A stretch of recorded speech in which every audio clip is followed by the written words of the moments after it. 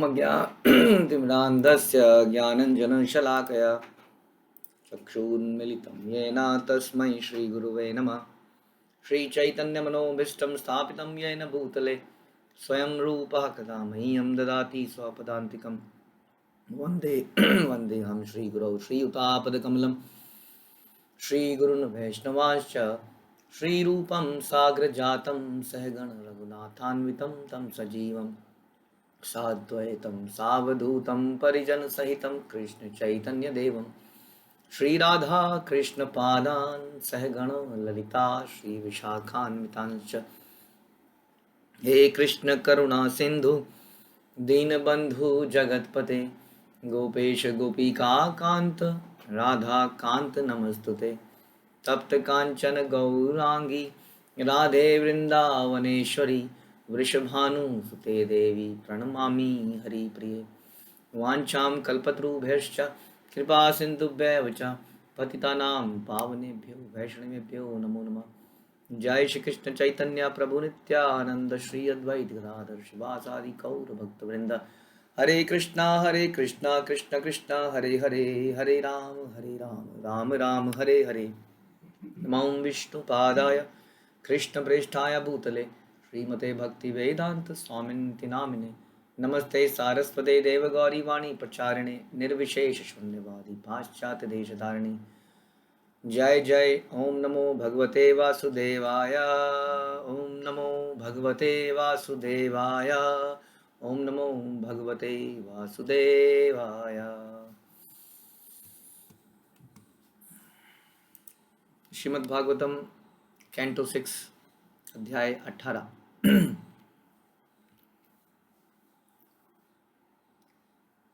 प्रयार संख्या श्लोका 30th। विलोक्य कंत भूतानि भूतान्योन्यादो प्रजापति स्त्रियं चक्रे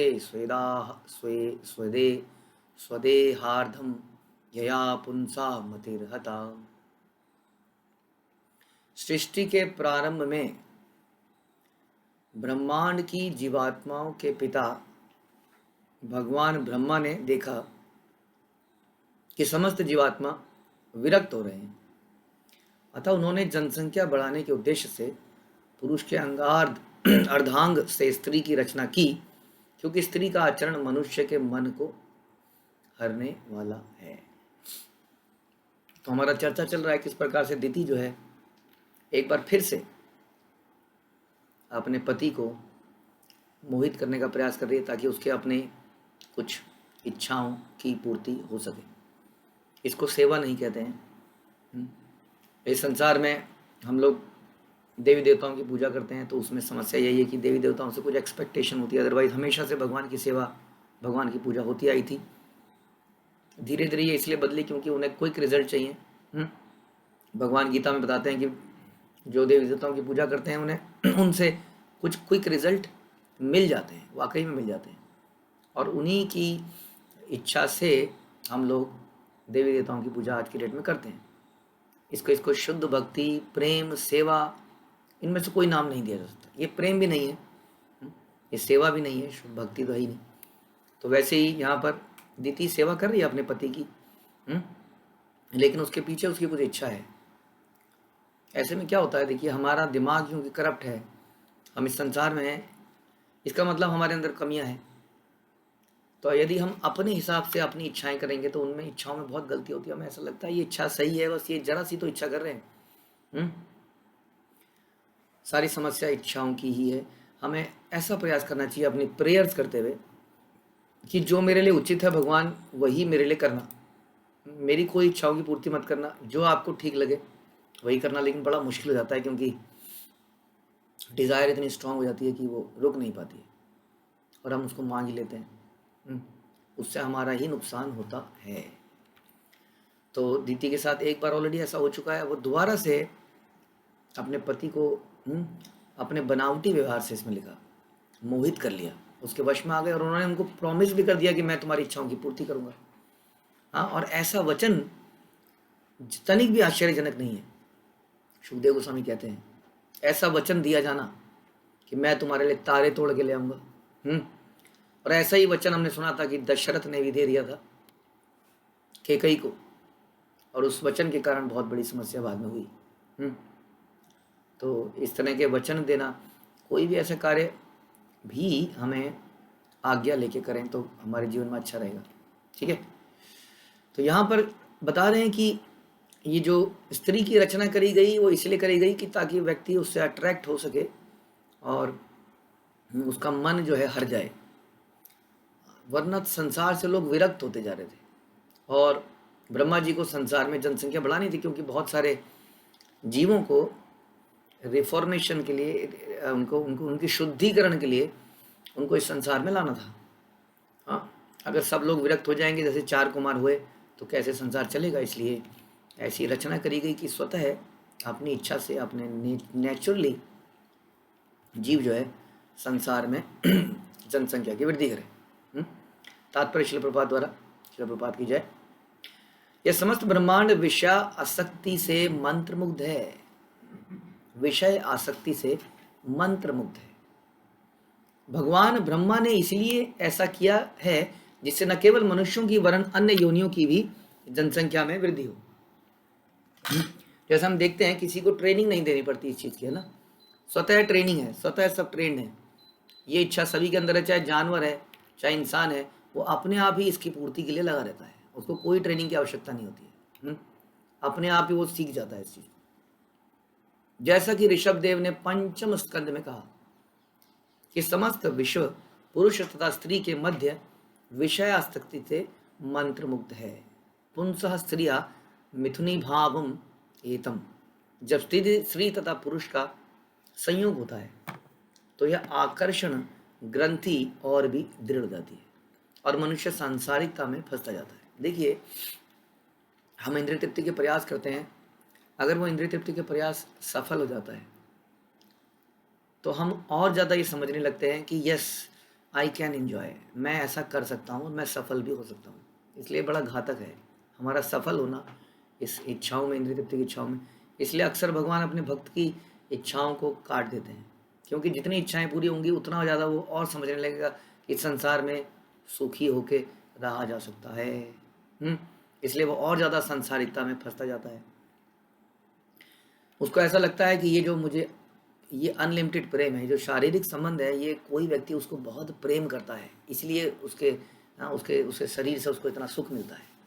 उसके शरीर से जो उत्पन्न होती हैं संतानें, उनको बिल्कुल अपना ही मान लेता है। वो भूल जाता है कि केवल ये भगवान की संतान है, उसको लगता है ये मेरी संतान है, ये मेरी पत्नी है।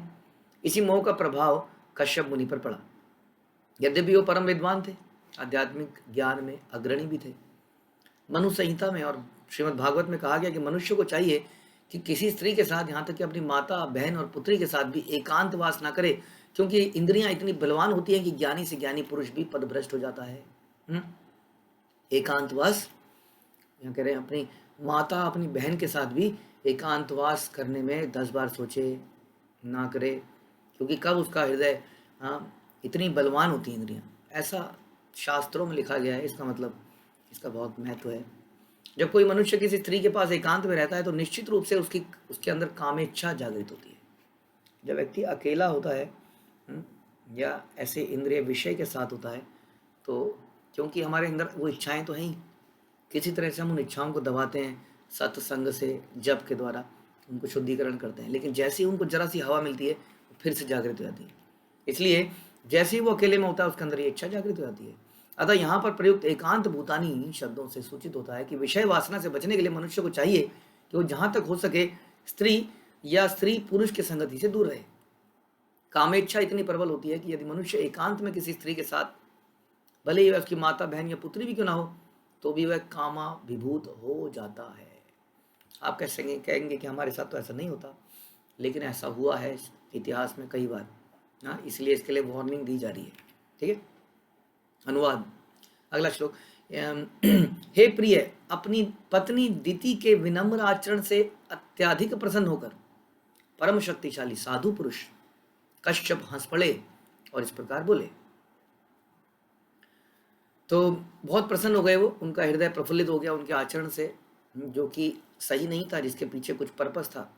इसलिए कई बार हमसे कई लोग जो बहुत ही प्यार से बोले तो ज़रूरी नहीं है कि वास्तव में हमसे प्रेम करते हैं। हाँ, ऐसा हम बताते हैं, कल के हमने गीता के श्लोक में भी सुना किस प्रकार भगवान अर्जुन को डांट रहे थे और आगे भी डांटेंगे।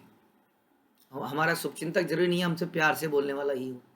हम ऐसा लगता है कि हमसे बहुत प्यार से बोलता है, 2 शब्द प्यार के, उसके चक्कर में हम उस व्यक्ति के पास इर्द गिर्द ढूंढने लगते हैं और जो हमें डांटता रहता है उससे दूर भागते हैं। तो यहाँ पर एक ये जो उनकी स्वयं की पत्नी उनसे बहुत अच्छे आचरण में बात कर रही थी और बड़े प्रसन्न हो गए, उसके पीछे के पर्पस को नहीं जान पाए और बोले, कश्यप मुनि ने कहा, हे अनिंद सुंदरी, मैं तुम्हारे आचरण से परम प्रसन्न हूँ, अतः तुम चाहे जो भी वर मांग सकती हो। यदि पति प्रसन्न हो तो चाहे इस लोक की या अन्य लोक की वह कौन सी इच्छा है जो पूरी ना हो सके। देखिए यहाँ पे बहुत बड़ा डाउट है, हम लोग खास तौर पे भारतवर्ष में पति परमेश्वर के नाम पे बोलते हैं। पति परमेश्वर कभी नहीं हो सकता है, पति परमेश्वर का दास हो सकता है। परमेश्वर सारी इस लोक की और दूसरे लोक की इच्छाओं को पूरी कर सकते हैं, लेकिन पति सारी इच्छाओं को पूरी नहीं कर सकता है, क्योंकि वो खुद ही बद्ध आत्मा है, जन्म मृत्यु जरा व्याधि से बंधा हुआ है, कई सारे तमोगुण रजोगुण सतोगुण से बंधा हुआ है। इसलिए इस प्रकार से कहना कि पति की इच्छा हो तो इस लोक या अन्य लोक की कौन सी इच्छा है जो पूरी नहीं हो सकती, इसलिए तुम चाहे जो भी वर मांग लो। ऐसा लगता है कि स्वयं को परमेश्वर माना जा रहा है। तो ये सारे पतियों से ये अनुरोध है कि वो अपने आप को परमेश्वर ना मान के भगवान का दास माने। बल्कि वैष्णव फिलॉसफी तो ये कहती है कि पति अपने आप को पत्नी का भी दास माने और पत्नी अपने आप को पति का दास माने। इस तरह से दोनों में एक दूसरे की सेवा करने की होड़ लगी हो, बस ये भाव होना चाहिए, तो तभी वो संसार में वो पारिवारिक वो जो रिश्ता है वो बना रहेगा। लेकिन यहाँ पर ऐसा देखा जा रहा है कि कश्यप मुनि को लगता है कि वो स्वयं परमेश्वर है और सारी इच्छाओं को पूरी कर सकते हैं। पति ही स्त्रियों का परम देवता है। कश्यप मुनि कहते हैं पति ही स्त्रियों का परम देवता है। लक्ष्मीपति भगवान वासुदेव सबके हृदय में स्थित हैं और सकाम भक्तों द्वारा विभिन्न नामों तथा देव रूपों में पूजे जाते हैं। इस प्रकार पति भगवान के रूप में पत्नी के लिए पूजा की वस्तु है। तो बता रहे हैं कि देखिए भगवान सबके हृदय में है, तो भगवान मेरे हृदय में भी है, इसलिए तुम अगर मुझे पूजोगी तो इसका मतलब तुम भगवान को पूज रही हो। इस तरह से देखा जाए तो भगवान तो दिति के हृदय में भी है। हाँ, ऐसा तो नहीं कि केवल कश्यप के हृदय में, दिति के हृदय में, तो अपने आप को भी पूछ सकती है। तो ये कुछ धारणा है जो धीरे धीरे बना ली गई, क्योंकि समाज में हर किसी ने समाज को, शास्त्रों को अपने हिसाब से एक्सप्लॉइट किया ताकि उसकी प्रधानता कैसे साबित हो जाए। यहाँ पर ऐसा लगता है कि कश्यप मुनि ये बताने की कोशिश कर रहे हैं कि स्त्रियों के लिए परम देवता पति ही है, और ऐसा बोला जाता है कि स्त्रियों के लिए जो उनका गुरु है वो उनके पति बन जाते हैं, यदि वो आध्यात्मिक रूप से उन्नत हो तो। यदि आध्यात्मिक रूप से उन्नत ना हो तो गुरु नहीं, पति तो रहेंगे ही, सेवा तो करनी होगी, लेकिन एक नेचुरल गुरु बन जाते हैं। क्योंकि पहले के ज़माने में स्त्रियों के लिए शिक्षा नहीं थी, वो पति से ही शिक्षा प्राप्त करती थी, उनके लिए दीक्षा भी नहीं थी। हाँ, और ऐसे कई काम थे जो कि बीच में कुछ समय ऐसा आया कि वो नहीं थे, लेकिन धीरे धीरे आज के समाज में ऐसा समाज बन गया ड्यू टू एनीथिंग, स्त्रियों को फ्रीली छोड़ा गया, तो धीरे धीरे अब उनको ये आध्यात्मिक ज्ञान भी इंडिपेंडेंटली दिया जाने लगा, जैसा कि आजकल हो रहा है। उनकी दीक्षा होती है, उनकी शिक्षा होती है, उनकी दीक्षा होती है, वो ब्राह्मण दीक्षित भी होती हैं, वो डीटी वर्शिप भी कर सकती हैं। तो इस तरह से ऐसा अब वक्त आ गया है, ऐसा समय आ गया है कि उनको उनके पति के द्वारा ही ज्ञान देना पॉसिबल नहीं रहा, क्योंकि पतियों का कैरेक्टर राजा राम या बड़े बड़े वैष्णव करदम मुनि जैसा नहीं रहा। ये सच्चाई हमें माननी चाहिए, क्योंकि पतियों का एकमात्र उद्देश्य हो गया कि कैसे अपनी पत्नी को भोगा जाए। इसके कारण वो उतनी रिस्पेक्ट, इतना वो नहीं ले पाए अपनी पत्नी से, उनको वो नहीं बता पाए कि धर्म क्या है। इस कारण से ये रिश्ता अब गुरु शिष्य का ना होकर केवल एक फ्रेंड का रिश्ता बन गया। पति पत्नी आर लाइक फ्रेंड्स, जो कि एक दूसरे से अपनी भावनाएं शेयर करते हैं, वहाँ जीवन में आने वाले उतार चढ़ाव को एक साथ झेलते हैं। लेकिन गुरु शिष्य का रिश्ता धीरे धीरे समाप्त हो गया। तो इसलिए इस तरह की एक्सपेक्टेशन करना कि मतलब कि वो गुरु शिष्य के साथ जैसे रिस्पेक्ट होती है वैसी रिस्पेक्ट मिलना मुश्किल है। फ्रेंडशिप वाला रिलेशन रहेगा, वो अगर करके चलेंगे तो रिश्ता अच्छा चलेगा, लेकिन यदि हम गुरु शिष्य का रिश्ता समझेंगे पति पत्नी में, तो रिश्ता ज़्यादा नहीं चलेगा। क्यों? क्योंकि पत्नी उतनी रिस्पेक्ट दे नहीं पाएगी, हाँ, पति ऐसी एक्सपेक्ट करेगा, तो समस्या हो जाएगी। इसलिए यही एडवाइस है कि पति पत्नी फ्रेंड्स की तरह रहें, एक दूसरे के साथ शेयर करें। लेकिन फिर भी पत्नी का एक दायित्व है कि वो अपने पति की पूर्ण रूप से सेवा करे, जितनी सेवा हो सके वो उसकी सेवा करे। तो ये थोड़ा सा मिक्स एंड मैच करके चलना पड़ेगा, क्योंकि अब वो समय नहीं रहा, ठीक है। तो लेकिन यहाँ पर कश्यप मुनि तो खैर पुरानी बात बता रहे हैं। इस प्रकार से देखिए, देवहूति ने अपने पति की खूब सेवा करी। देवहूति शुद्ध भक्ति की तरफ नहीं थी, देवहूति को ध्यान करती थी शादी से पहले भी, लेकिन शादी के बाद उन्होंने अपने पति की बिल्कुल टोटली सेवा करी और अपने शरीर को भी भूल गई। ऐसा कहते हैं कि उनके शरीर, उनके बालों में जटाएं पड़ गई, क्योंकि पूरा दिन उनकी सेवा में लगा रहना पड़ता था। जंगल में थे, जंगल में व्यवस्था करना बड़ा मुश्किल है, और वो पूरे दिन तपस्या में रहते थे। हाँ, तो इस प्रकार से उनके शरीर में मैल के थेपड़े जम गए, इतना समय नहीं मिला उनको, बालों में जटाएं जम गई। और अंत में बताते हैं कि जब उन्होंने इतना निस्वार्थ सेवा करी कर्दम मुनि की, तो उन्हें कर्दम मुनि ने भगवान के दर्शन कराए। लेकिन यहाँ पर कर्दम मुनि भगवान के बहुत ही शुद्ध भक्त के एग्जाम्पल हैं। तो यदि पति अच्छा भक्त है, तब तो उनके सामने टोटली सरेंडर किया जा सकता है, as a Guru, as a friend also. लेकिन यदि नहीं है, तो भी उनके सामने उनकी रिस्पेक्ट करना, उनकी सेवा करना उनका धर्म बनता ही है। लेकिन हाँ, शिक्षा के लिए वो किसी इंडिपेंडेंट, एक स्पिरिचुअल मास्टर के प्रति सरेंडर हो सकती हैं, जैसा कि आज की डेट में माताएं भी दीक्षा लेती हैं और अपना गुरु चुनती हैं। लेकिन फिर भी जीवन में वो ये नहीं करती कि मैं तुम्हारी बात नहीं सुनूंगी, उसका आचरण बड़ा ही शांत होना चाहिए। खैर, यहाँ पर ऐसा लगता है कि ऐसा कुछ बताया गया, कर्दम मुनि कश्यप मुनि बता रहे हैं कि पति ही स्त्रियों का परम देवता है। ऐसा है कि परम देवता, अगेन मैं बात थोड़ा सा इसमें कंफ्यूजन लग सकती है, परम देवता है भी और नहीं भी। परम देवता इस प्रकार से हो सकता है कि वो वैष्णव हैं और हमारे लिए वैष्णव ही सब कुछ हैं, तो मैं उनके प्रति सरेंडर हूँ। लेकिन मैं ये भी जानती हूँ कि परम भोक्ता, परम नियंता, परम भगवान कृष्ण है, ये नॉलेज भी होनी चाहिए। तो यहाँ पे इस तरह से बताया गया कि पति ही पत्नी के लिए पूजा की वस्तु है। ऐसा नहीं है कि पत्नियों को पति का नाम जपना है, पत्नियों को भी भगवान का नाम जपना है, ठीक है, ओके। भगवद गीता में कृष्ण का कथन है, हे अर्जुन, अन्य देवताओं की यज्ञ द्वारा जो भी उपासना की जाती है वह वास्तव में मेरे ही लिए है, किंतु यह बिना वास्तविक समझ बूझ के की जाती है। ये बड़ा फेमस श्लोक है 9.23, जिसमें भगवान बता रहे हैं कि यदि आप देवताओं की या किसी अन्य व्यक्ति की पूजा करते हैं तो अल्टीमेटली मेरी ही करते हैं, क्योंकि वो मेरे से ही कनेक्टेड है कहीं ना कहीं। लेकिन ये पूजा की विधि सही नहीं है, ये समझ बूझ के बिना करी गई। देवतागण तो भगवान के सहायकों की तरह हैं, वो उनके हाथ और पैर की तरह कार्य करते हैं, जो भगवान के वास्तविक संपर्क में नहीं है और ना उनकी वास्तविक स्थिति को समझ सकता है। उसे कभी कभी यह सलाह दी जाती है कि देवताओं की पूजा तो करो, क्योंकि भगवान के अंशरूप है। यदि स्त्रियों को जो अपनी पतियों के प्रति अत्याधिक आसक्ति हैं, अपने पतियों को वासुदेव के प्रतिनिधियों के रूप में पूजें, तो उन्हें लाभ मिल सकता है। जैसा अभी हमने बताया कि यदि वो वैष्णव हैं, वैष्णव की तरह उनकी सेवा करी जाए, तो पूरी तरह से सेवा करी जा सकती है, टोटली इसी भाव से यदि की जाए। जिस प्रकार अजामिल को अपने पुत्र नारायण का नाम लेने से मिल गया, यानी कि रिश्तेदारों की सेवा से भी वो लाभ मिल सकता है यदि वो भगवान के भक्त हैं या उनको भगवान का प्रतिनिधि मान के उनकी अगर सेवा करी जाए तो। यद्यपि अजामिल को अपने पुत्र से प्यार था, किंतु नारायण नाम के प्रति उसकी आसक्ति होने से और उस नाम का बारंबार जप करने से ही उसे मुक्ति मिल सकी। भारत में आज पति को पति गुरु कहा जाता है। यदि पति तथा पत्नी कृष्ण भक्ति को बढ़ाने के लिए एक दूसरे पर आसक्त रहें, तो उनका यह सहयोग अत्यंत लाभप्रद है।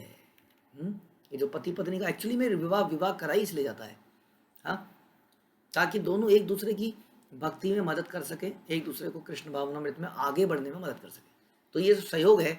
ऐसे में यदि एक दूसरे की टोटल सेवा करी जाए, पत्नी सोचे इन्हीं की सेवा करूंगी, तो बहुत बढ़िया है, बता रहे हैं। यद्यपि वैदिक मंत्रों में कभी कभी इंद्र तथा अग्नि के नामों का उच्चारण किया जाता है, किंतु वैदिक यज्ञ भगवान विष्णु को प्रसन्न करने के लिए ही होते हैं। जब यानी कि अगर हम कोई भी इस प्रकार की सेवा कर रहे हैं, किसी व्यक्ति की, पति की, पत्नी की, अल्टीमेट ऑब्जेक्टिव ये होना चाहिए कि इसके माध्यम से मैं भगवान की सेवा कर रही हूं या कर रहा हूं। जब तक कोई इंद्रिय तृप्ति के प्रति अधिक आसक्त रहता है, तब तक उसे देवताओं या अपने पति की पूजा करनी चाहिए। ठीक है, क्यों? क्योंकि वो भगवान की पूजा सेवा करने के योग्य नहीं है। ऐसे में वो कम से कम पति और परिवार के लोगों की पूजा करे, कम से कम। कम से कम परिवार तो बना रहेगा। और परिवार में जो पति हैं या जो ऐसे लोग हैं, वो अगर भक्ति में आ गए तो वो परिवार के इन लोगों को भी भक्ति में ले आएंगे, क्योंकि आपस में बहुत प्रेम संबंध है। इसलिए बड़े के आने पर छोटे सभी भक्ति में आ जाएंगे, पति के आने पर पत्नी अपने आप भक्ति में आ जाएगी। लेकिन आज ऐसा भी देखा जाता है कि पत्नी के आने पर कई बार पति भक्ति में आ जाते हैं। तो इस प्रकार से ये सहयोग है जो दोनों को एक दूसरे से करना चाहिए। हे सुंदर शरीर वाली त्वंगी प्रिय, तनवंगी प्रिय, कल्याण चाहने वाली पत्नी को सदा चारणी और अपने पति की आज्ञाकारिणी होना चाहिए। उसे अपने पति की पूजा वासुदेव के प्रतिनिधि के रूप में भक्ति पूर्वक करनी चाहिए। अब ये जो सेंटेंस है ये बढ़िया सेंटेंस है। बता रहे हैं कि कल्याण अगर चाहिए पत्नी को तो उसको सदा चारिणी होना चाहिए, अपने पति की आज्ञाकारिणी होना चाहिए, और पति को वासुदेव के प्रतिनिधि के रूप में स्वीकार करना चाहिए। वासुदेव के रूप में तो नहीं, वासुदेव के प्रतिनिधि के रूप में, और उसी भाव में उनकी सेवा करनी चाहिए, ताकि उसको भक्ति का लाभ मिल सके। और ऐसा कई बार इतिहास में हुआ है, जैसे मैंने अभी सुनाया देवहूति का एग्जाम्पल, कि उन्होंने किस प्रकार से कर्दम मुनि की सेवा करी। देवहूति एक बहुत बड़े राजा की बेटी थी जिनका नाम था स्वयंभू मनु, जो सारी पृथ्वी के राजा थे, सारे लोगों के राजा। ऐसी व्यक्ति, ऐसी लेडी जो घर में नौकरों चाकरों के बीच में रही हो, वो जंगल में आके अपने पति के साथ रहती है, जहाँ पर एक प्रॉपर घर भी नहीं है, केवल कुंजों के नीचे किसी तरह से रहना है, कंदमूल इकट्ठे करने हैं, अग्नि जलाने के लिए क्या क्या व्यवस्था करनी है। सोचिए कितना मुश्किल रहा होगा। कहीं कोई जगह नहीं है वस्त्र बदलने के लिए भी, और वो महलों से आई हुई व्यक्ति लेडी थी। तो उनका चरित्र हम पढ़ते हैं श्रीमद् भागवत के 3 घंटों में, आगे पढ़ेंगे हम। तो उनको आध्यात्मिक लाभ हुआ, उनके कोख से स्वयं भगवान कपिल देव ने जन्म लिया। इतना उनको लाभ मिला अपने पति के, जो कि परम वैष्णव थे, उनकी एकदम एक निष्ठ होकर सेवा करने से। तो यही यहाँ पर बता रहे हैं, हे कल्याणी, तुमने मुझे भगवान का प्रतिनिधि मानकर अत्यंत भक्ति पूर्वक मेरी पूजा करी है। ऐसा वो बोल रहे हैं, हालांकि उनकी पूजा के पीछे पर्पस कुछ और था। उनको तो इंद्र से दुश्मनी थी, और इंद्र का दुश्मन पैदा करना था जो इंद्र को मार सके। हाँ, लेकिन कश्यप मुनि इसको नहीं समझ पा रहे हैं और कह रहे हैं कि तुमने मुझे भगवान का प्रतिनिधि मानकर मेरी भक्ति पूर्वक सेवा करी है, पूजा करी है, तब मैं तुम्हारी इच्छाओं को पूरा करके तुम्हें पुरस्कृत करूंगा, जो किसी असती पत्नी के लिए दुर्लभ है। तो ये बात तो सही है कि कम से कम उसको लॉयल तो रहना ही पड़ेगा अपने पति के, भले ही उनके पति परम वैष्णव ना हो, लेकिन उसका पतिव्रता होना तो बड़ा आवश्यक है। वो ये नहीं कह सकती कि नहीं जी ये तो वैष्णव नहीं है तो मैं किसी और के पास चली जो इनसे ज़्यादा एडवांस्ड है। उस पत्नी का तुरंत पतन हो जाएगा। हाँ, वो पाप के बहुत बड़े सागर में गिर जाएगी। इस प्रकार से उसके प्रति लॉयल रहना तो अति आवश्यक है। बल्कि हम तो ये कहेंगे अपनी सेवाओं से वो अपने पति को भी भक्ति में लेके आए, क्योंकि अगर पति भक्ति में आएंगे तो उनको बहुत बड़ी सुरक्षा प्राप्त होगी। लेकिन नहीं आ रहे हैं तब भी उनकी सेवा करना अनिवार्य है। ये नहीं कह सकते कि वो दूसरे कितने अच्छे हैं, वो कितनी अच्छी भक्ति करते हैं, मेरा ही भाग फूटा था। ये बोलने के बाद उसका भाग जरूर फूट जाएगा। ठीक है, तो कह रहे हैं कि मैं तुम्हें पुरस्कृत करूंगा क्योंकि तुमने मुझे भगवान का प्रतिनिधि मान के मेरी पूजा करी है, मेरी सेवा करी है। दिति ने उत्तर दिया, हे पतिदेव, हे महात्मा, मैं आपसे 2 पुत्र खो चुकी हूं। मैं अपने 2 पुत्र खो चुकी हूँ। कौन से? हिरण्याकश्यप और हिरण्याक्ष। यदि आप मुझे वर देना चाहते हैं तो मैं ऐसा अमर पुत्र चाहूंगी जो इंद्र का वध कर सके। अब असली बात निकल गई। ये सेवा के पीछे इस मेवा की आवश्यकता थी, इसकी मेवा की इच्छा थी, जो कि अब निकल के आ रहा है। कि मैं ऐसा व्यक्ति चाहती हूं जो कभी मरे ना, यानी कि इंद्र से जब वो लड़ाई करे तो मरे ना उससे, बल्कि इंद्र का वध कर दे। मैं इसलिए प्रार्थना कर रही हूं क्योंकि इंद्र ने विष्णु की सहायता से मेरे 2 पुत्रों हिरण्याक्ष और हिरण्यकशिपु का वध कर दिया है। यदि भगवान ने, विष्णु ने किसी का वध किया है तो वो तो सही होगा। इससे बड़ी गति क्या होगी अगर भगवान के हाथों से मृत्यु भी आ जाए तो। और ऐसा दिति पहले सुन के बड़ी खुश थी। जब दिति को पता चला था कि उसके पुत्र ऐसे होंगे कि संसार में हाहाकार मचा देंगे, सारे पूजा पाठ बंद कर देंगे, सभी देवताओं को मार देंगे, तो बड़ी चिंतित हो गई और जैसे ही करदम मुनि ने बोला, सॉरी कश्यप मुनि ने बोला कि नहीं, ये दोनों भगवान के द्वारा मारे जाएंगे और परम गति को प्राप्त होंगे, तो ये सुनकर उसको बड़ी प्रसन्नता हुई थी उस वक्त। यानी कि जब हम फिलॉसफी सुनते हैं तो हमें बड़ा अच्छा लगता है, लेकिन जब ये अपने ऊपर बीतती है तो हम सारी फिलॉसफी भूल जाते हैं। हाँ, जब वाकई में पुत्रों की मृत्यु हो गई तब उसके अंदर से क्रोध आ गया, मेरे बच्चों के साथ, मेरे साथ ऐसा किया, मेरे बच्चे को थप्पड़ मार दिया स्कूल में, हाँ, मेरे बच्चे को ही क्यों डांटते हैं हॉस्टल में, मेरे साथ ही क्यों होता है, मेरे पति को ही क्यों भेजा जाता है, मेरा मेरा मेरा मेरा मेरा मेरा, तो सारी फिलॉसफी हम भूल जाते हैं। तो यहाँ पर भी ऐसा ही हो गया, भूल गई और मेरे बच्चों को मार दिया इस इंद्र ने विष्णु की मदद से। सोचिए कैसा उसका विचार हो गया है। इंद्र ने विष्णु की सहायता से मेरे दोनों पुत्रों हिरण्याक्ष और हिरण्यकश्यप का वध कर दिया है। हमारे परम भक्त जो है श्रील प्रभुपाद के इस मिशन में, मैं आजकल उनसे बात कर रहा हूँ, किसी की माता का निधन हो रहा है, किसी के पिता का निधन हो रहा है, और वो मुझसे बोल रहे हैं प्रभु जी कोई बात नहीं, भगवान की जैसी इच्छा है वैसे ही सही, हम अपना जप नहीं छोड़ेंगे बल्कि हम अपना जप बढ़ा देंगे दिवंगत आत्मा के लिए। तो जो भक्त होते हैं वो हर स्थिति में भगवान के प्रति शरणागत होते हैं। वो ये नहीं कहते हैं प्रभु जी भक्तों के साथ ऐसा क्यों हो रहा है, मेरे साथ ऐसा क्यों हुआ, मेरी माँ के साथ ऐसा क्यों, मेरे पिता के साथ ऐसा क्यों। ये भक्तों का स्वभाव है कि वो हर स्थिति में भगवान का शुक्र या ही करते हैं, और वास्तव में ऐसा ही होता है। भगवान कितने तो श्लोकों में भगवान ने बोल दिया नेहा विक्रम स्वस्ति। देखिए, यदि आपको ये पता चल जाए कि ये मेरे माता का डेथ हुई और देखिए यहाँ ये पैदा हो गई, जस्ट कोई आपको ये विजन दे दे, तो मुझे लगता है तुरंत सारा शोक समाप्त हो जाएगा। हम देखेंगे अरे हाँ वो बच्चा के रूप में पैदा हो गई, कितना अच्छा शरीर है, कोमल कोमल, हाँ कितना प्रसन्नता होगी, मेरी माँ वहाँ पैदा हो गई, है ना। क्या ऐसा होता है? ऐसा ही होता है। खास तौर पे भक्तों के परिवार के जो लोग हैं वो तो मनुष्य तो बनेंगे ही बनेंगे, उन्हें भक्ति का दान भगवान देंगे ही, क्योंकि भक्तों के परिवार में है। लेकिन हमें थोड़ी देर के लिए हम ये भूल जाते हैं, हमें लगता है बहुत बुरा हो गया, मृत्यु हो गई।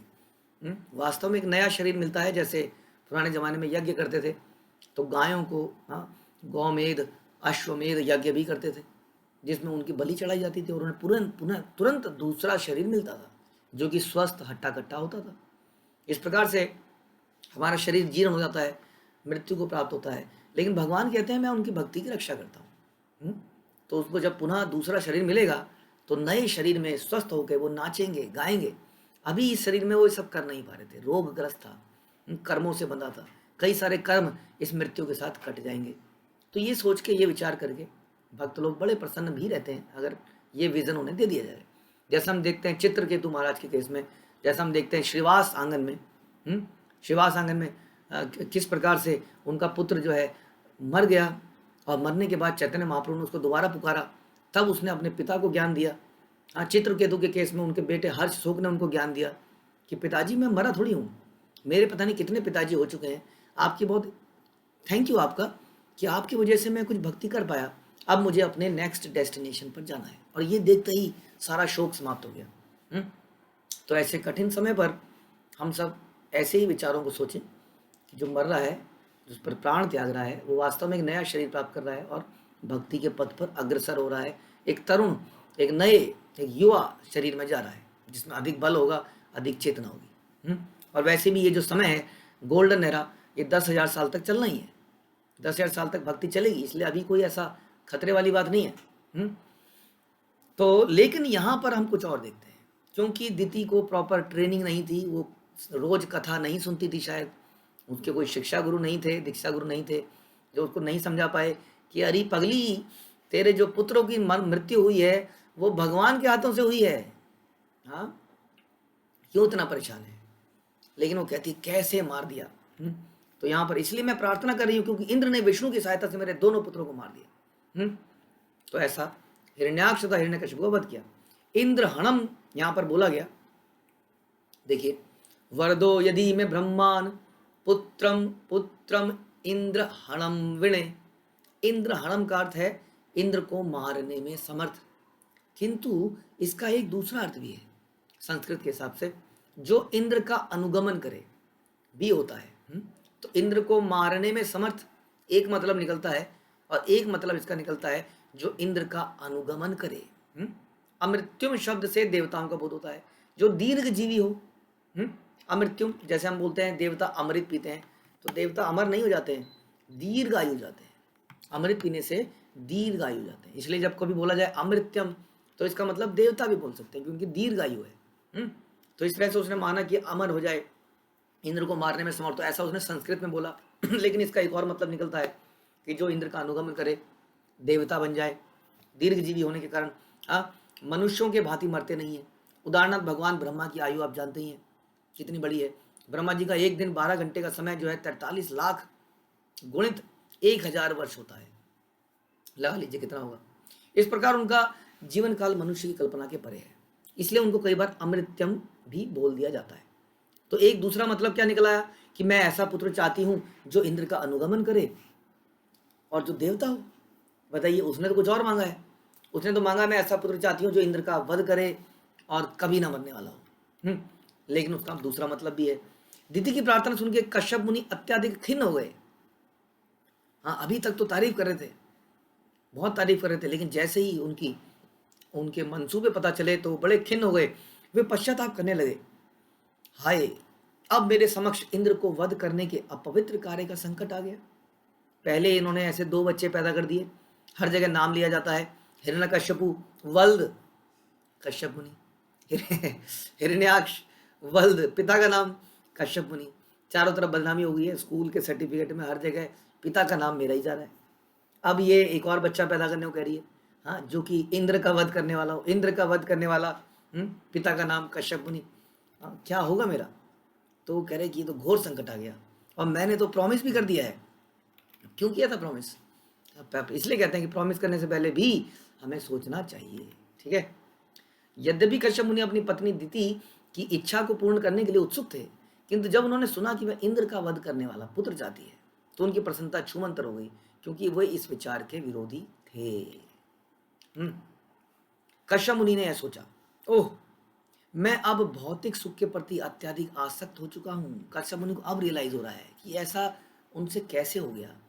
ऐसा उनसे ऐसे इसलिए हो गया क्योंकि वो किसी के फुसलाने पर, किसी की मीठे वचनों से पद भ्रमित हो गए।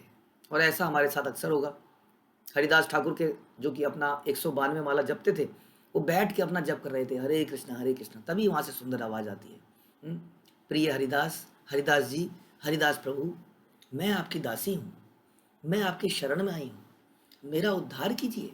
आप सबकी इच्छाओं की पूर्ति करते हैं, मेरी इच्छा की भी पूर्ति कीजिए, मुझे एक पुत्र प्रदान कीजिए, है, मेरा संग कीजिए।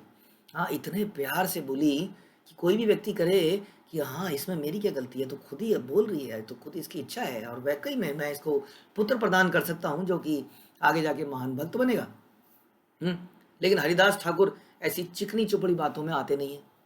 वो कहते हैं, जरूर जरूर सुंदर स्त्री, आप तनिक विश्राम कीजिए, मैं जरा अपना डेली का रूटीन पूरा कर लूँ, उसके बाद आपकी इच्छाओं की पूर्ति करूँगा। इसलिए इंद्रिय तृप्ति की इच्छाओं को पोस्टपोन करना चाहिए। आज करे सो कल कर, हाँ, कल करे सो परसों। बहुत दिन पड़े हैं, हाँ, क्यों इतना परेशान होना है। और लेकिन हम उल्टा करते हैं भक्ति के कार्यों में। भक्ति कार्य में क्या करते हैं कि कल करे सो परसों करे, सो कल करे तो कल करे, सो आज करे सो अब करे। इसलिए भक्ति के कार्यों में पोस्टपोन नहीं करना है। लेकिन इंद्रिय तृप्ति के कार्यों को अगर मन में इच्छा आ रही है तो इच्छा तो मारना मुश्किल हो जाता है कई बार। हम ऐसा कर सकते, अच्छा करेंगे, करते हैं, बाद में करते हैं, इस तरह से इच्छा पोस्टपोन करनी चाहिए। लेकिन इन्होंने तुरंत वचन भी दे दिया, एकदम से प्रसन्न भी हो गए। अब सोच रहे हैं, अब मैं क्या करूं, अब तो मैंने कर दिया कि अब मैं भौतिक सुख के प्रति अत्यधिक आसक्त हो गया। अतः इस अवसर का लाभ उठाकर मेरा मन भगवान की माया द्वारा, हाँ, स्त्री द्वारा आकृष्ट हो गया और मैं गिर गया। मैं बहुत बड़ी मुसीबत में फंस गया। जैसे मैंने बताया कि चारों तरफ निरंतर ऐसी माया घूमती रहती है, केवल स्त्री के रूप में नहीं, हाँ, कई बार धन के रूप में, कई बार शक्ति के रूप में, कई बार बच्चों के रूप में हमारे आसपास घूमती रहती है, और हम भूल जाते हैं सारी फिलॉसफी। अतः मैं अत्यंत नीच हूं और अवश्य ही नरक में जा पड़ूंगा। जब कश्यप मुनि नरक में गिरेंगे तो हमारा क्या होगा? कश्यप मुनि वही हैं जिन्होंने, जो देवताओं के भी, हाँ, पिता हैं। अदिति से उनके देवता पुत्र हुए। तो इस प्रकार से वो कह रहे हैं कि मैं नरक में जाऊंगा क्योंकि मैं इंद्रिय तृप्ति के वश में हूँ, अपनी स्त्री के वश में आ गया, उसको भोगने के चक्कर में, और मैंने न जाने क्या वचन दे दिया, अब मैं अवश्य नरक में गिरूंगा। मेरी इस पत्नी ने उस साधन का सहारा लिया जो उसकी प्रकृति का अनुगामी है, अतः उसको दोष नहीं दिया जा सकता। उसने तो अपनी अपनी नेचुरल जो भी उसकी स्थिति थी उसके हिसाब से कार्य किया, उसकी चेतना उतनी थी, उसने अपनी चेतना के अनुसार कार्य किया। लेकिन मुझे तो सोचना चाहिए था। हमारे बच्चे कई बार हमसे कई रिक्वेस्ट कर लेते हैं, कई बार हमें भड़का देते हैं, मुझे उसने मारा। हाँ, बच्चा तो अपनी तरफ से बोलेगा ही, और हम एकदम से आकड़ जाते हैं। हाँ, उसने तेरे को मारा, अभी फ़ोन करते हो, प्रभु जी आपका बच्चा ने बहुत तंग कर रखा है, रोज़ मेरे बच्चे को मारता है। हाँ, वो कहेंगे नहीं नहीं माता जी, आज तो इसी ने मारा था। नहीं नहीं नहीं, आप ऐसा कह रहे हो, और झगड़ा हो जाता बहुत बड़ा। तो कई बार हमारे सामने हमारे अपने बातों को पलट पलट के फेर फेर के बोलेंगे, और हम उनकी बातों में बिना दूसरे पक्ष की बात सुने कुछ निर्णय ले लेंगे, कुछ कर डालेंगे, और बाद में पछताएंगे, जैसे कश्यप मुनि ने करा। तो उन्होंने कहा इसका तो, इसकी चेतना तो इतनी है, ये तो ऐसा ही करेगी, मैं क्यों इसके चक्कर में फंस गया। ऐसा ही मैं क्यों केकई के चक्कर में फंस गया, मैंने क्यों इसको वचन दे दिए, और क्या वचन देने के बाद भी उसका पालन करना अनिवार्य था? क्या ऐसी सत्यता अनिवार्य है? Is this really to being truthful? आपको मैं एक स्टोरी सुनाता हूँ। एक था, उनका नाम भूल गया मैं, अगना गगना कसाई समथिंग, कगना कसाई ऐसे कोई नाम था उसका। तो कसाई बना, उसकी पुराने जन्म की स्टोरी है कि वो कसाई क्यों बना।